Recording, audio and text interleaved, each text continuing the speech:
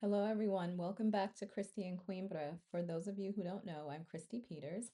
I am an American who moved from the US to Portugal 3 years ago. I'm also an international real estate expert. I have practiced real estate for over 20 years. I started my career in finance and commercial real estate, eventually opened my own brokerage, and now I'm here in Portugal, also practicing real estate, helping people who move from abroad as well as people who already live here, whether you be American or Portuguese or any other nationality. So today, I'm not really going to speak about real estate. I'm going to speak more about the political landscape here in Portugal. I keep getting a lot of questions from my clients about what the political landscape looks like right now, because a lot of people are nervous about what's happening globally. And so I'm going to try to be as candid as I possibly can here. I don't mean to offend anyone, and it's just my nature to say what's on my mind. So, as someone who immigrated from the States to Portugal for um, my mental health, for political reasons, for many reasons, I will say that I am still very thankful to be here in Portugal.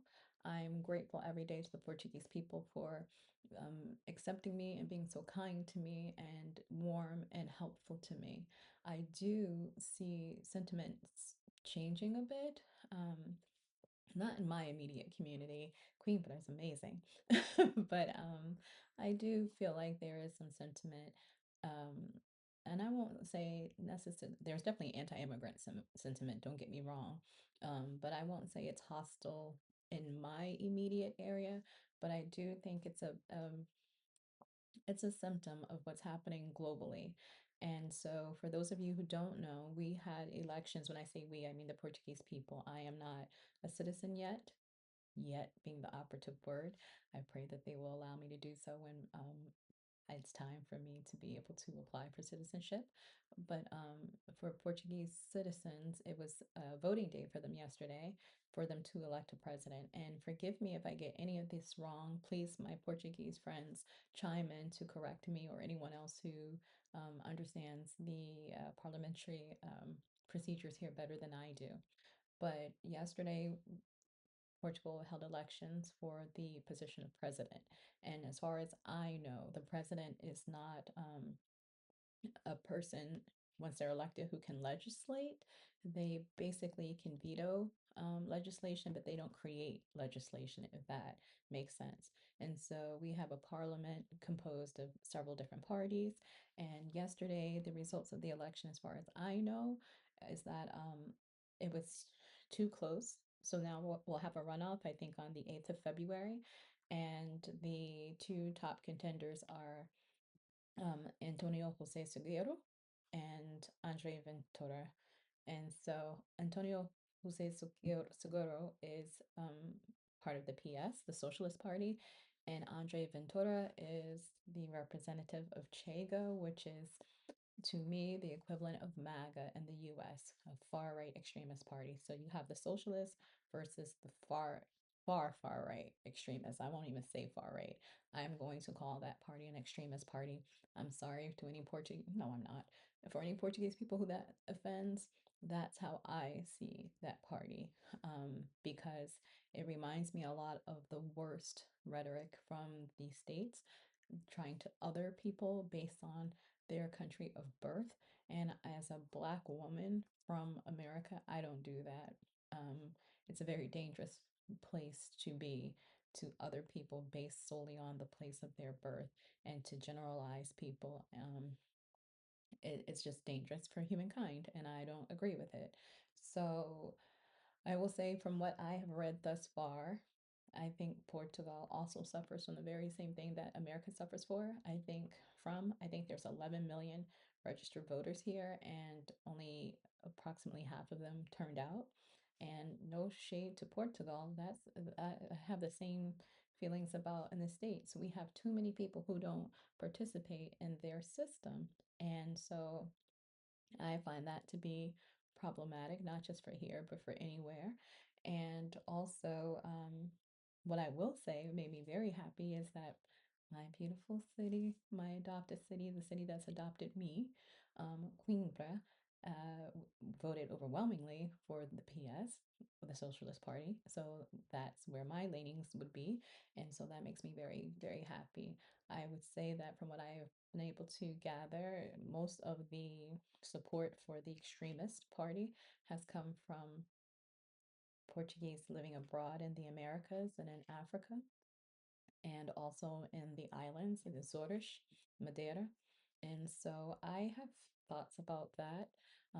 I really am pessimistic these days. I really believe that we are, and when I say we, I mean we as a global society are under attack by a very limited few number of individuals who wield a great deal of money, and I don't know if everything's on the up and up. I feel like the messaging I'm hearing as someone who has the experience of having lived in the States and having lived in Europe for a moment, for a good minute now, um, I'm seeing a lot of the same talking points. And I feel like there is definitely a coordinated global movement to consolidate power into the worst hands. That's my take on it. I feel my belief is that watching things from here and what's happening across the ocean, you get people who are feeling disenfranchised, right? The wages here in Portugal are very low. Um, there's a housing crisis because there's pressure on housing, and I feel like immigrants get a bad rap. For the most part, it is not the average immigrant who is causing the pressure on housing. What's what I feel like I'm seeing as somebody in real estate, I see this play out all across the world. In many, especially in many urban centers, is that you have governments who allowed the short-term housing, such as Airbnb, um, to have far too many licenses and selling properties that could have gone to the native born people.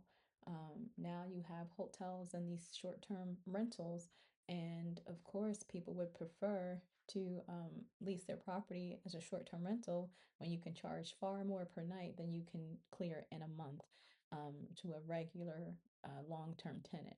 And so there's nothing wrong with hotels or um, Airbnbs in theory.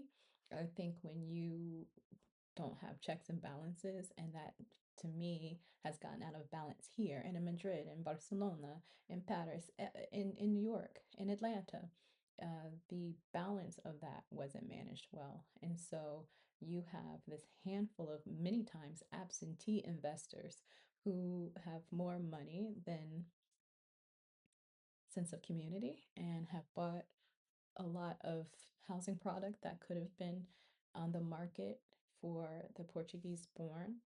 And so now there's this push that the messaging is that this is caused by immigrants. And I would say that's the data doesn't really support that, but people are emotional. And I think also we keep, and when I say we, I mean as a global society, we keep empowering a very limited few and giving them more and more control over resources, more and more control to amass wealth, the likes we have never seen in our lifetimes or at any point in history, quite honestly. Um, that, along with the advancement of technology and weaponry, I think it's a very horrible mix for the world at large. And so everybody thinks that they're going to become a millionaire tomorrow, and that's not true. And so they want to align themselves. I've never seen more hundredaires align themselves with millionaires in my life. And you think you too want to reap the benefits that we keep giving to them, while in reality, what you do is you make it easier for them to exclude you and make the opportunity and the probability that you will ever join that rarefied air very unlikely, because they really don't want to share. They don't. And so as a person who studied finance, who has a degree in finance and minored in econ and very, very politically aware, um, it's troubling to me. And it's troubling to me being here in Portugal, witnessing the same kind of um, rhetoric being spewed and consumed that I saw in my home country. And so, don't get me wrong, I still, like I said, I feel very at home here.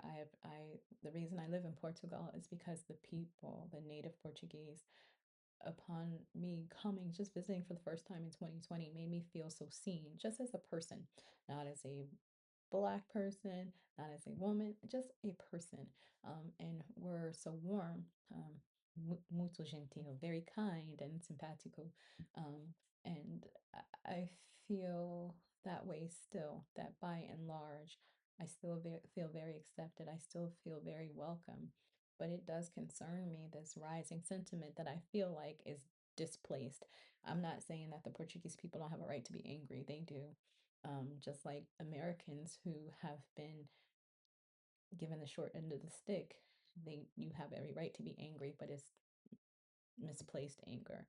And I think because people don't really have a really good idea of how things work and are not as participatory as we should be on a regular basis, right? Like, I think the line I hear very much here from Portuguese friends is that all the officials are corrupt. And I'm saying, like I said in the States, if we feel that way, then we, the people, have to start putting forward candidates. We have to start planning way before elections and see who really does have a heart to serve people and who wants to be in public office. What kind of platform do you want? If it doesn't exist, we have to create it, but we can't by default sit around and say, well, the worst people are running, and now we have to pick the worst of the worst, and it's all going to hell, so why participate anyway? It's a very defeatist attitude, and it's not exclusive to Portugal. Like I said, I see that all over. My child also lives in another country here in the EU, and so again, I see this rise of mentality across the world, and those of us who believe in community, those of us who are more politically astute, so to speak, have to talk. We have to be able to have candid conversations about all of this. I don't want to spend my life on the run, fleeing from country to country. I love to travel, don't get me wrong, but I didn't come to Portugal to pass through. I didn't come to Portugal to extract from the people or the country. I came here to be a productive, hopeful citizen, but as right now, a resident who builds community, not with just Americans. If I wanted to be in America, I would be in America. I want to be a part of my Portuguese community. I want to be, that's why I try to speak Portuguese every day. My Portuguese is, it needs help, but I can make myself understood, and I will take formal classes this year. But I want to integrate, but I think sometimes, not just here, but everywhere, we mistake assimilation for integration. And because someone wants to integrate doesn't mean they necessarily have to assimilate. I don't want to forget who I am. I'm still an American, I'm still a Black woman. Um, that doesn't mean I don't respect my Portuguese home or the Portuguese culture or Portuguese traditions. I too want to participate in all of those things. I love being out in my Portuguese community. I love when the Portuguese grandmas talk to me and show me new things. Recently, my dog died last week. Sorry. And it was a very difficult time. I've had that dog since she was a puppy and she was almost 14. And the people who came to my aid were my Portuguese neighbors who were so good to me and so loving to me and loved on me so well. And as well as my fellow immigrants here. But that's what I'm looking for. I want to still be able to have my identity, but also be fully participatory in my new place of residence. And so I think that's a line we're all trying to figure out and navigate. And so I'm hoping and I'm praying for the Portuguese people, whatever their will be, I pray for them to make um, the right decisions for themselves so that they can prosper too. I don't want, me personally, I don't want a Portugal full of rich immigrants who came here for the beaches and the weather I don't desire that. I desire to have what I felt the first time I came here in 2020, which was genuine people who had great pride in their culture, great pride in their country, even though it has a troubled past, just like every other country, basically on the face of the earth here, well, especially in Europe. Um, but that doesn't mean that we can't all be better and that we can't um, build on the good parts. Just we just have to be honest and talk to each other. And so as someone and I am up for renewal for my residency. I'm going to be very candid. A lot of these things I was hesitant to say before because I don't want anyone in Portugal to take me the wrong way and be like, well, she doesn't deserve to live here. I think I do deserve to live here. Of course, the Portuguese people can decide whether or not anyone is welcome, but I feel like as someone who uh of the diaspora who doesn't have a lot of roots other than being born in the States, but I can't trace back my family line for 10 generations. I can't do that because of what happened with the slave trade. That's just honest. And so I feel like me searching for peace and a home, I should be able to find that anywhere on the planet I want to because I just want to be a person. I just want to be at peace. I just want to have safety. I just want to be able to go out in my community and shop and eat and fellowship with like-minded people. When I say like-minded, I mean people who want the best for society and to have an equitable society, period. No matter your color, your orientation, your ethnicity, whatever. I think people and the world is plentiful. This is a false idea of scarcity, which is causing all of these drastic changes across the world. And there's no such thing as scarcity. What we have is a very limited few hoarding resources. And the faster we all understand that, the better off we all will be rather than trying to conform to the worst traits of this handful of people, hoping we get access to a club which they don't want you to ever join. Let's be very clear about that. They don't want you to join that club. They want to exploit your hurt feelings and your fears in order to continue to redirect your anger to other people who are really just like you when even though they may look different, they're really just like you, having the same struggles, wanting the same things for their families, which is safety, a roof over their head, access to health care, um, education for their children, safety for their children. For me, thank God my baby, she's grown, but I think about parents in the US. I can't even imagine sending your child to school every day with the high possibility that a school shooting could occur. It's madness. And even if it doesn't happen, the mental impact of having to think about that for you and children, yeah, I think is doing some very deep harm. But that's a conversation for another day. So I just wanted to say I am, for those my clients who've asked me for people who are potentially looking to relocate here, I would say it's your job, your duty to understand the political landscape of wherever you're going to move. And to pay attention because one day, if you hope to be a citizen, you should be well versed before you cast the vote anywhere. And just especially as someone like us who are only afforded temporary residency at this moment, I have to watch what's happening. I have to see the impact of what the people feel about me as an immigrant. And if I will be safe, if I can feel at home, I feel like I said, I've been here for 3 years. Portugal is home for me. It's home. And I don't want that to go away. I'm flexible. I'd go wherever I had to go to feel safe, but this is home to me. I love being here. I love my neighborhood. I love my neighbors. I love the sense of community, and I'm praying that doesn't change just because some extremists are very loud and playing on people's very real pains, um, and trying to separate us as human beings. It's the same story. It's not just here in Portugal, it's happening globally. We just have to be more aware. So I would say keep an eye on what's happening right now. That's the two parties that seem to be neck and neck for battling for the presidency. And again, the president seems to be kind of like an, I won't say honorary position. They do have um, some influence, obviously, and to be able to veto laws, but I think it's the everyday representatives of the different parties in parliament that really wield the power. But don't be mistaken if a far right candidate, extremist candidate, is put into that very visible position, it sends a message. And so I'm praying that doesn't happen. I hope Antonio Jose Seguro is, I hope I'm saying that name right, Seguro. Forgive me if my accent isn't quite right, but I pray that he's victorious.